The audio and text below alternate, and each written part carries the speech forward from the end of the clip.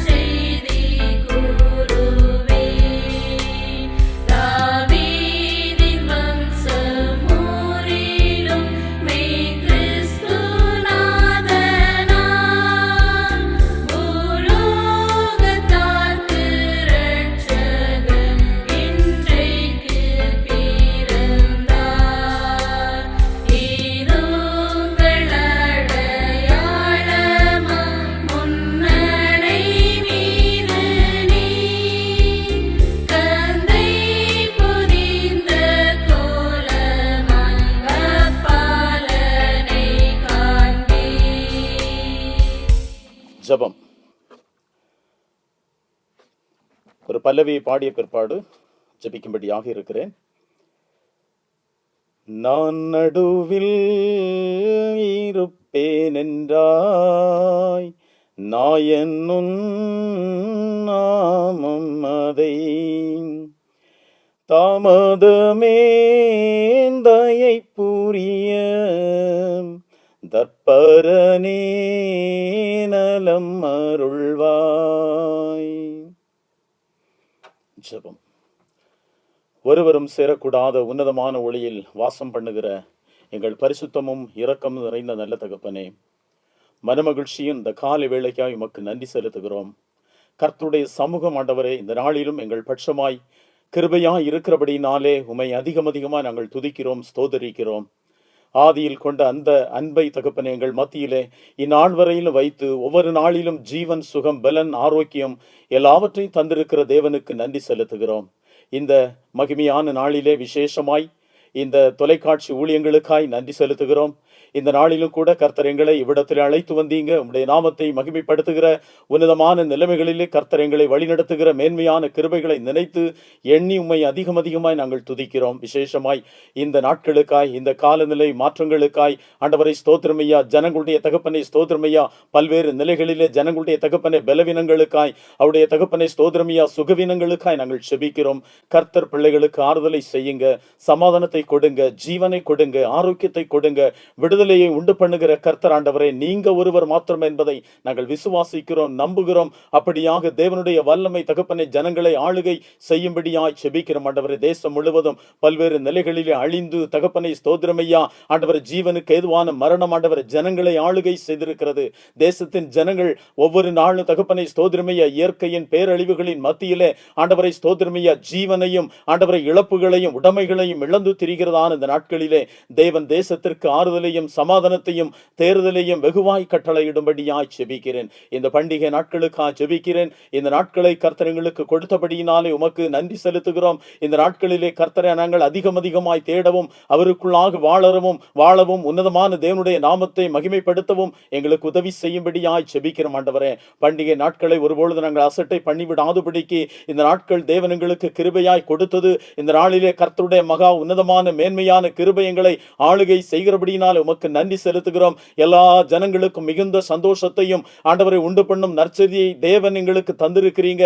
இந்த நற்செய்தியின் வசனத்தை நாங்கள் தியானிக்கும் பொழுது அறிகிற பொழுது தேவனுக்குள்ளாக நாங்கள் இன்னும் தகப்பனை எங்களை தகப்பனை ஸ்தோத்திரமையா ஒருமுகப்படுத்திக் கொள்ளும்படியாய் ஜெபிக்கிறேன். எல்லா தடைகளையும் மாற்றுங்க. விசேஷமாய் ஆண்டவரை ஸ்தோத்திரமையா வரப்போகிற கிறிஸ்துமஸ் பண்டிகை நாட்களை தேவன் ஆசீர்வதித்து எல்லா ஜனங்களுக்கும் அதை ஆண்டவரை நிறைவான சந்தோஷத்தின் மனமகிழ்ச்சியின் நாளாக கர்த்தர் மாற்றி தருகிறபடியினால் உமக்கு நன்றி செலுத்துகிறோம். விசேஷமாய் ஸ்தோத்திரம் ஆண்டவரை வரப்போகிறதான புதிய வருடங்களுக்காக ஜெபிக்கிறோம். புதிய வருடத்தை தேவனுடைய கரத்திலே ஒப்பு கொடுக்கிறோம். தேவன் அந்த வருடத்தை முன்குறித்து எங்களுக்கு ஆசீர்வதித்து தர சித்தமா இருக்கிறீங்க.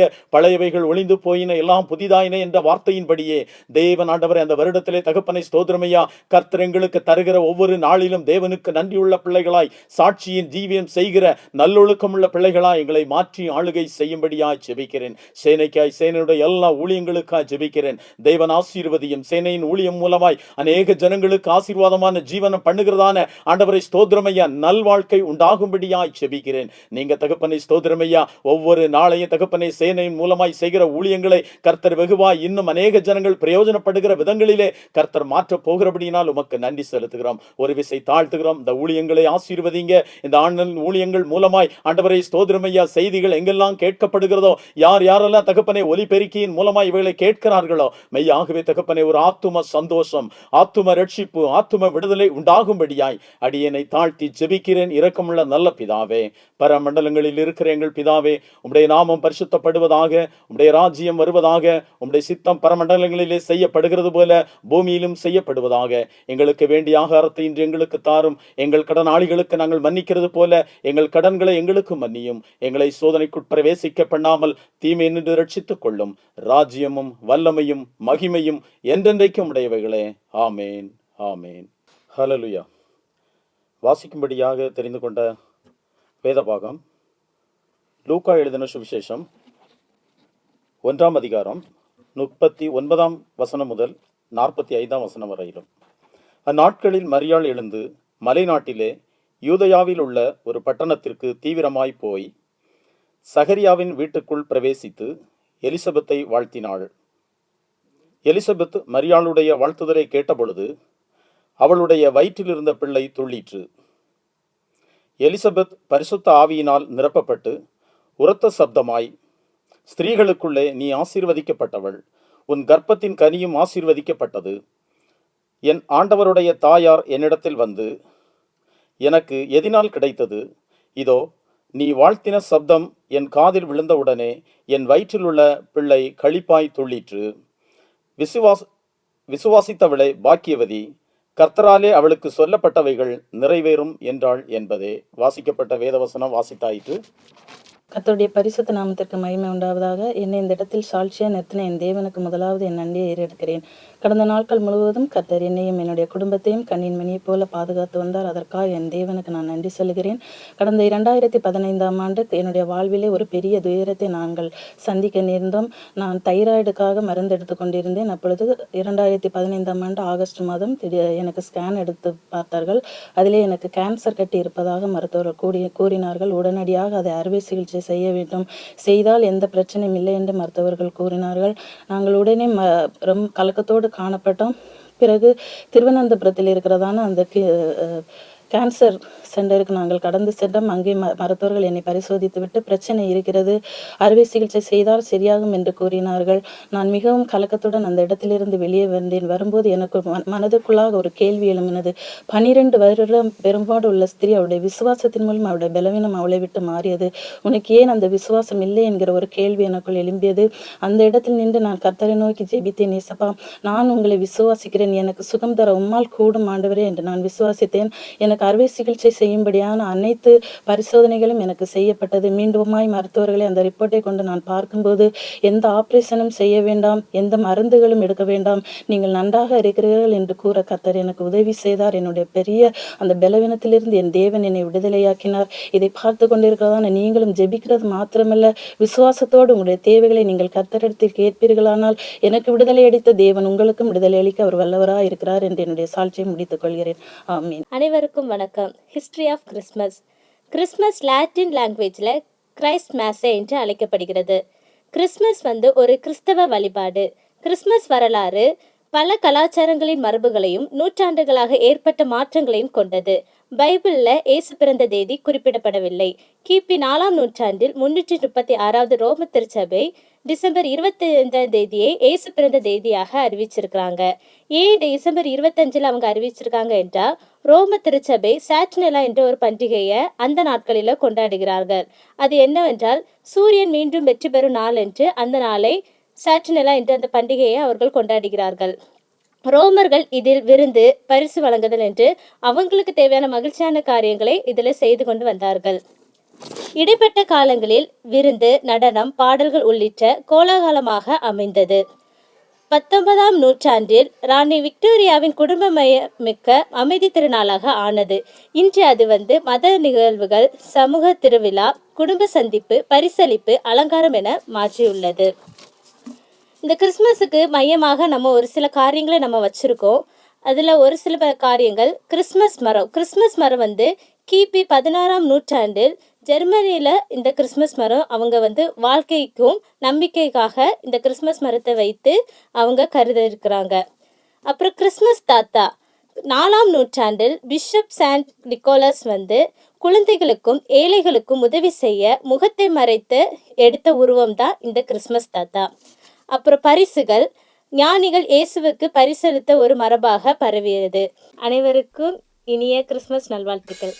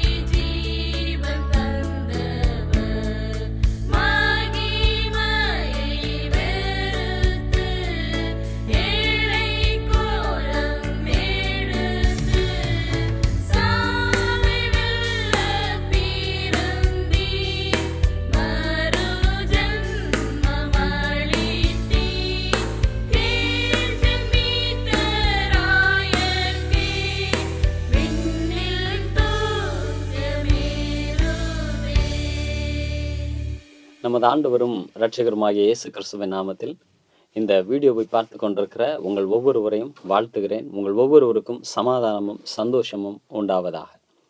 இன்றைய தேவனுடைய வார்த்தைக்காக லூக்கா 1வது அதிகாரம் 79வது வசனத்தை வாசிக்கிறேன். நம்முடைய கால்களை சமாதானத்தின் வழியிலே நடத்தவும் அவ்விரக்கத்தினாலே உன்னதத்திலிருந்து தோன்றிய அருணோதயம் நம்மை சந்தித்திருக்கிறது என்றார். லூக்கா 1 மற்றும் 2 அதிகாரங்களில் பல சந்திப்புகளை பார்க்க முடிகிறது, பல இணைப்புகளை பார்க்க முடிகிறது. அவைகளைத்தான் இன்று தியானிக்க போறோம். இணைப்பு என்றாலே ஒரு பெரிய நன்மையான அல்ல என்றால் தீமையான தாக்கத்தை உண்டாக்குகிறது. இந்த முதல் 2 அதிகாரங்களில் சில இணைப்புகளை, பல சந்திப்புகளை நாம் காண முடிகிறது. அந்த 2 சந்திப்புகளும் அவரவருடைய வாழ்க்கையில புதிய நன்மைகளை உண்டாக்கி இருக்கிறது. அவைகளை தான் நாம் பார்க்க போகிறோம். முதலாவது, தேவதூதர்களும் மனிதர்களும் சந்தித்த சந்திப்பு. தேவதூதர்கள் சகரியாவை சந்தித்தனர், தேவதூதன் மரியாளை சந்தித்தார், தேவதூதர்கள் மேய்ப்பர்களை சந்தித்தார்கள். இப்படி இவர்களுக்குள் ஏற்பட்ட இந்த சந்திப்பு இந்த 3 பேருடைய வாழ்க்கையிலும் சந்தோஷத்தை, மாபெரும் நன்மையை, பரலோக பாக்கியங்களை கொண்டு சேர்த்தது. நம்முடைய சந்திப்பு, நம்முடைய இணைப்பு சந்தோஷத்தை கொண்டு வரக்கூடியதாய் நம்முடைய வாழ்க்கையில் அமைய வேண்டும். விசேஷமாக தேவதூதர்களோடு நமக்கு உண்டாகிற இணைப்பு பரலோக நன்மைகளை கொண்டு வருகிறது. நாம் நினைக்கிறபடி கண்ணால் காணப்படாத நபர்கள் மாத்திரம் தேவதூதர்கள் அல்ல. வேதம் சொல்லுகிறது தேவனால் அனுப்பப்படுகிறவர்கள் தேவதூதர்கள். மனிதர்கள் கூட சில நேரங்களில் தேவனுடைய நன்மைகளை நம்முடைய வாழ்க்கையில் கொண்டு வரக்கூடியவர்களாக இருக்கிறார்கள்.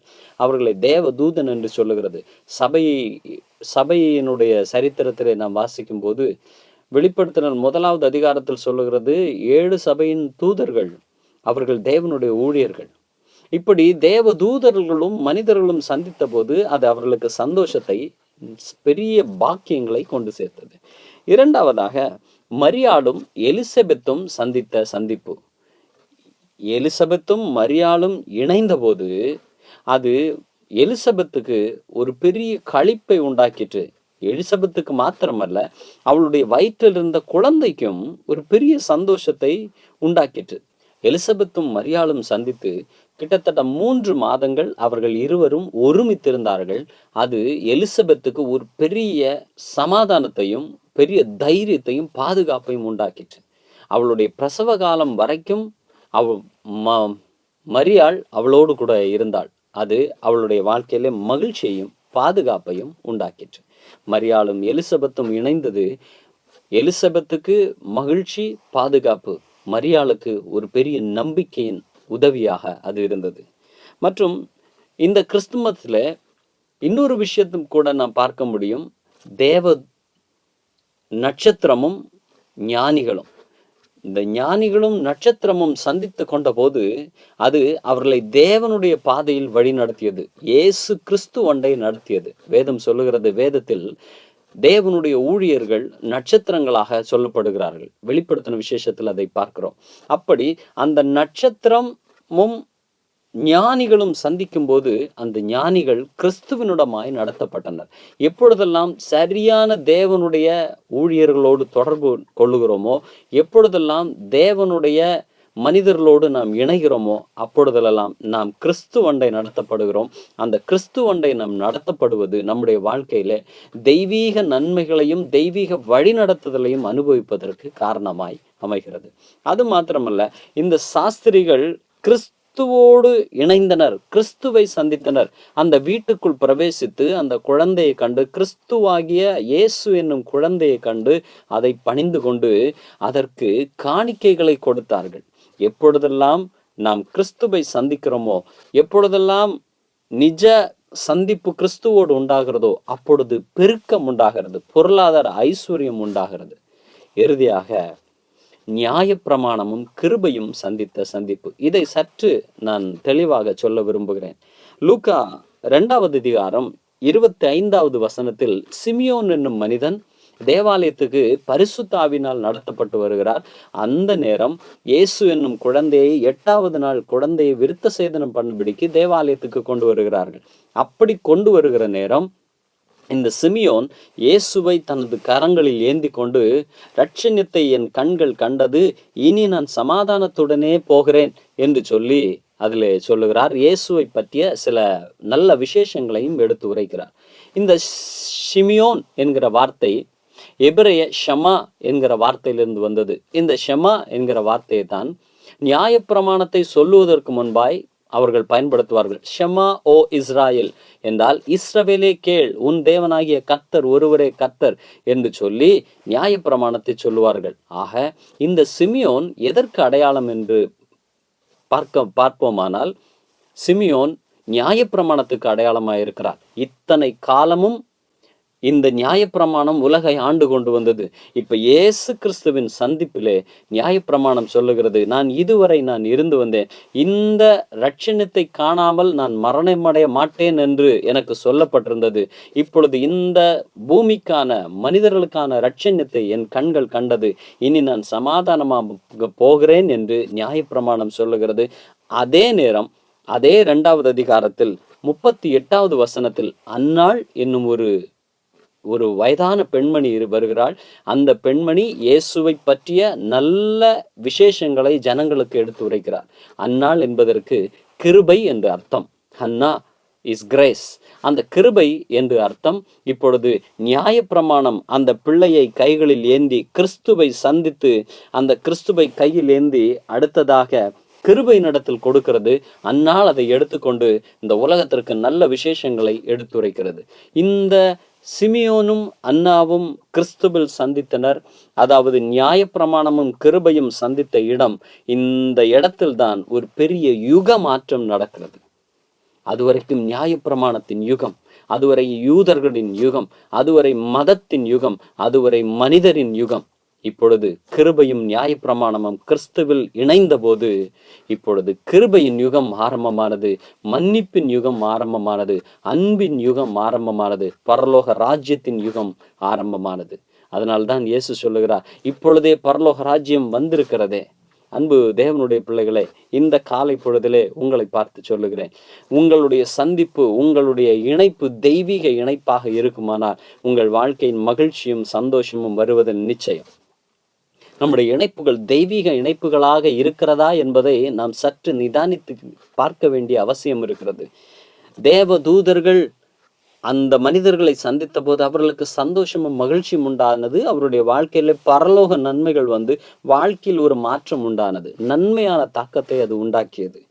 மரியாளும் எலிசபெத்தும் சந்தித்தது ஒரு விசுவாச உறுதிப்பாட்டை உண்டாக்கியது. அது மாத்திரமல்ல, மகிழ்ச்சியையும் பாதுகாப்பின் உணர்வையும் எலிசபெத்துக்கு உண்டாயிற்று.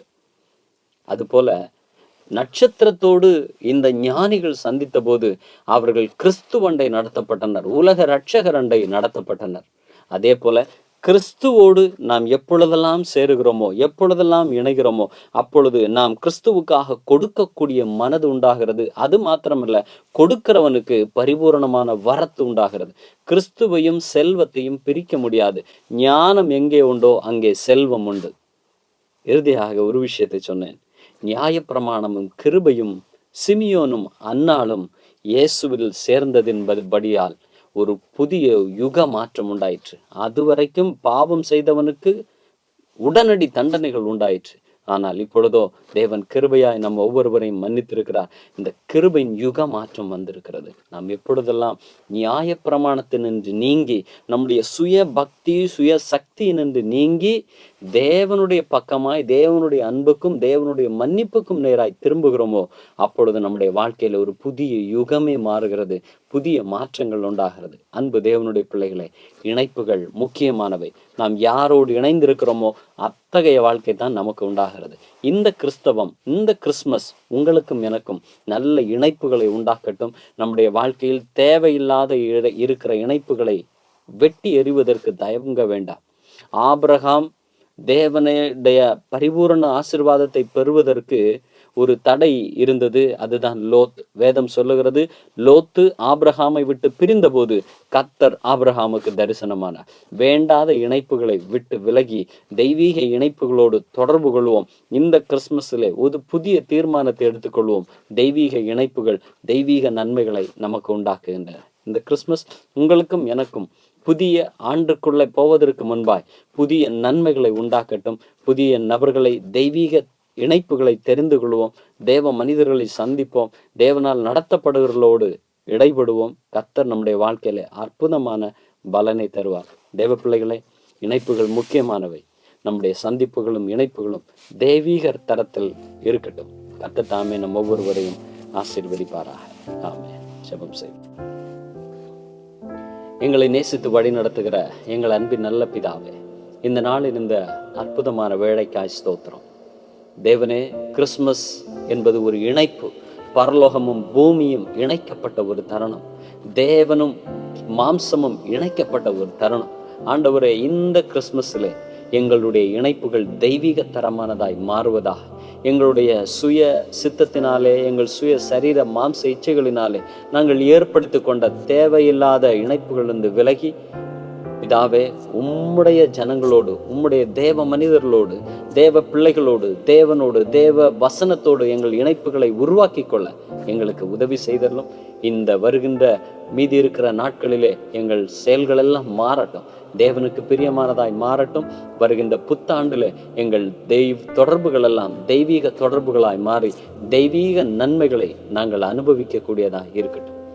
இந்த ஆன்லைன் மீட்டிங்கில் எங்களோடு பகிர்ந்து கொண்டிருக்கிற ஒவ்வொருவருக்காகவும் வேண்டுகிறேன். உம்முடைய பிள்ளைகளுடைய வாழ்க்கையில் இருக்கிற தேவையில்லாத பிணைப்புகள் விலகட்டும். ஆத்தும பிணைப்புகள் மாறட்டும். புதிய நன்மைகள் உண்டாகட்டும். புது ஜீவன் உண்டாகட்டும். ஒவ்வொருடைய வாழ்க்கையிலும் ஒரு கிளை துளிர்க்கட்டும் ஐயா. ஒரு பசுமை உண்டாகட்டும். ஜீவன் செயல்படட்டும். ஒவ்வொருடைய வாழ்க்கையிலையும் சமாதானத்தையும் சுகத்தையும் ஆரோக்கியத்தையும் பேசுகிறேன். சந்தோஷம் உடைய பிள்ளைகளுக்கு உண்டாகட்டும். தொடர்ந்து கர்த்தர் ஆசீர்வதியும். உம்முடைய பிள்ளைகளுக்கு புதிய வருடம் அற்புதமான வருடமாய், தெய்வீக வருடமாய் மாறுவதாக, தேவன் ஆளுகை செய்கிற வருடமாய் மாறுவதாக, துன்பங்கள் தொல்லைகள் நீங்கி சந்தோஷமும் சமாதானமும் பெருகுகிற மாதமாய் வருடமாய் மாறுவதாக. இந்த கிறிஸ்துமஸ் மற்றும் புத்தாண்டு பண்டிகை நாட்கள் சந்தோஷமும் மனமகிழ்ச்சியுமானதாய் இருக்கட்டும். ஆண்டவரே, வெறும் மதம் சார்ந்ததாய், வெறும் பண்டிகை சார்ந்ததாய் இல்லாமல் அது எங்கள் வாழ்க்கையை தேவனோடு இணைக்கக்கூடியதாய், மனிதர்களோடு இணைக்கக்கூடியதாய் அமையட்டும். சமாதானமும் சந்தோஷமும் நிலைத்தோங்கட்டும். மீட்பர் இயேசுவின் நாமத்தில் வேண்டுகிறோம் எங்கள் ஜீவனுள்ள நல்ல பிதாவே, ஆமென். கர்த்தராகிய இயேசு கிறிஸ்துவின் கிருபையும் தேவனுடைய அன்பும் பரிசுத்த ஆவியானுடைய வழிநடத்துதலும் ஐக்கியமும் நம் அனைவரோடும் என்றென்றும் தங்கியிருப்பதாக. ஆமென். God bless you. கர்த்தர் உங்களோடு இருந்து உங்களை நடத்துவாராக.